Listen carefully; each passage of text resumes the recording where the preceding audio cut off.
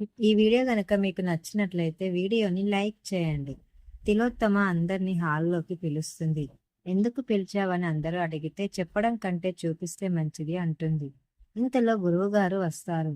గురువుగారు రావడమే ఎందుకు విశాల్ నన్ను ఉన్నపలంగా రమ్మన్నావు అంటారు. దానికి విశాల్ నేను పిలిపించలేదు అంటాడు. అప్పుడు తిలోత్తమ నేనే కబురు పెట్టాను అంటుంది. మీరు క్షేమంగా ఉన్నట్లే మా అక్క కూడా ఉండాలి కదా స్వామి అని తిలోత్తమ అంటుంది. లలిత పెద్దమ్మకి ఏమైంది, బాగానే ఉన్నారు కదా అని విశాల్ అంటాడు. అప్పుడు వల్లభ, హలో తమ్మి, అక్క అంటే టక్కున గుర్తు రావాల్సింది గాయత్రి పెద్దమ్మ అని అంటుంది. ఇప్పటి వరకు ఎలా ఉందో రూపురేఖలు తెలియలేదు, క్షేమ సమాచారం ఎలా తెలుస్తుంది అని సుమన అంటుంది.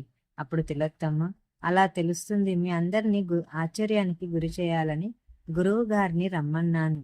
ఈ కాగితంలో ఉన్నట్లే ముగ్గు వేయండి అని ముగ్గు చూపిస్తుంది. ఎవరు వస్తే ప్రతిరోజు పండగే అని అనుకుంటున్నారో ఆవిడ కోసం వేయించిన ముగ్గు ఇది. అప్పుడు విశాల్, అమ్మ, ఆ ముగ్గు గురువుగారే వేయాలా అని అంటాడు. ఆయన వేస్తేనే అక్క విషయం తేట తెల్లమవుతుంది అని తిలోత్తమ అంటుంది. అప్పుడు విక్రాంత్, అర్థమయ్యేలా చెప్పండి అని అంటాడు. ఒరే విక్రాంత్, నయని కన్నబిడ్డ గురించి అడిగితే చాలా మంది తేలికగా భుజాలు ఎగరేస్తున్నారు.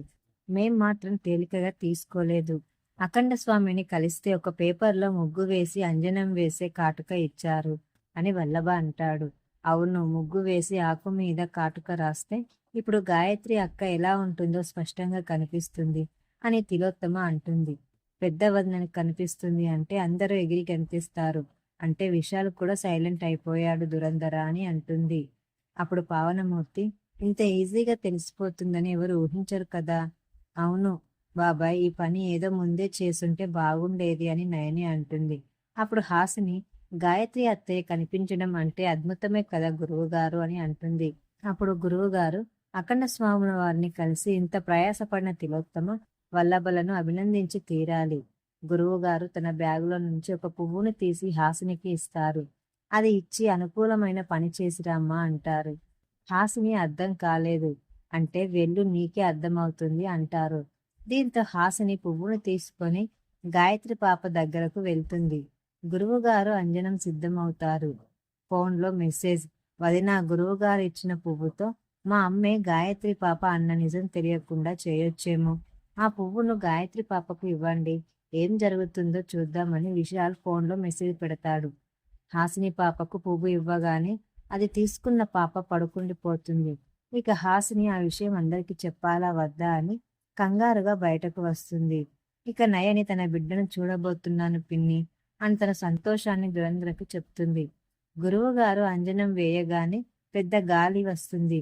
అంజనంలో గాయత్రీదేవి ఫోటో కనిపిస్తుంది. అందరూ షాక్ అవుతారు. అప్పుడు నయని, అమ్మగారు, బాబుగారు, అమ్మగారు కనిపిస్తున్నారు చూడండి అని అంటుంది.